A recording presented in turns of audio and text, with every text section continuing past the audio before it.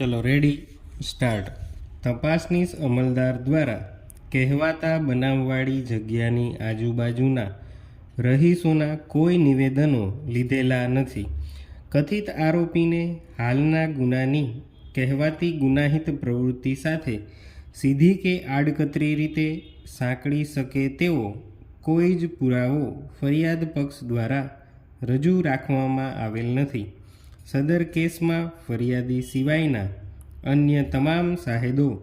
દરોડામાં સામેલ પોલીસ કર્મચારીઓ છે અને તેમને કોપીરાઇટ ભંગ કેવી રીતે થયેલ છે તેની સમજ હોય તેવું સ્પષ્ટ થતું નથી. પેરા બીજું કે સદર કેસમાં ઇન્સાફી કાર્યવાહી દરમિયાન કોઈ મુદ્દામાલ નામદાર અદાલત સમક્ષ રજૂ રાખવામાં આવેલ નથી કે કોઈ સાહેદે મુદ્દામાલ ઓળખી બતાવેલ નથી. સદર કેસમાં અન્ય આરોપીઓની સંડોવણી બાબતે ફરિયાદ પક્ષે કોઈ તપાસ કરેલ નથી, જેથી કહેવાતા ગુનામાં એકબીજાના મદદગારી અંગેના માત્ર મોઘમ કથનો સિવાય તટસ્થ અને સમર્થનકારી પુરાવાના અભાવે ભારતીય ફોજદારી ધારાની કલમ 114 મુજબના આક્ષેપો સાબિત થતા નથી. આમ ઉપરોક્ત પુરાવો નજર સમક્ષ રાખતા સીધા, સચોટ, સ્પષ્ટ અને વિશ્વસનીય પુરાવાના અભાવે ફરિયાદ પક્ષ કથિત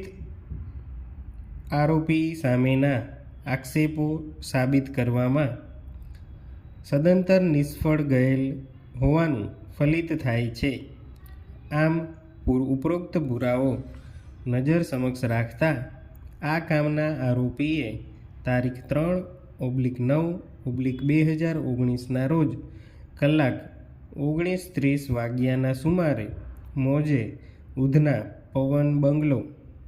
અમન સોસાયટી, વિદ્યાનગર, મેરુ તલાવડી ખાતે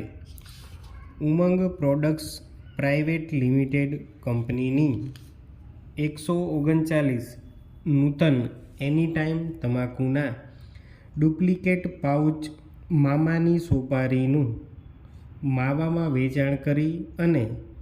એનકે ટ્રેડર્સ મહેસાણાના માલિક રમેશભાઈ તથા વિનોદભાઈ નાઓને આ જથ્થો આપી એકબીજાની મદદગારી કરી કોપીરાઇટ એક્ટ 1957ની કલમ 51,63 તથા ભારતીય ફોજદારી ધારાની કલમ 114 મુજબનો શિક્ષાપાત્ર ગુનો કરેલ હોવાની હકીકત સાબિત થતી ન હોય આરોપીને તકસીરવાન ઠરાવી શકાય તેવા મૌખિક તથા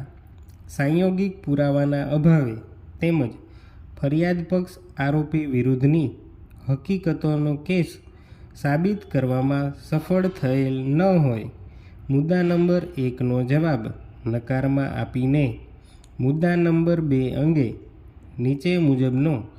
આખરી હુકમ ફરમાવું છું. પહેલું, આથી કથિત આરોપી વિનયભાઈ રમેશભાઈ શાહને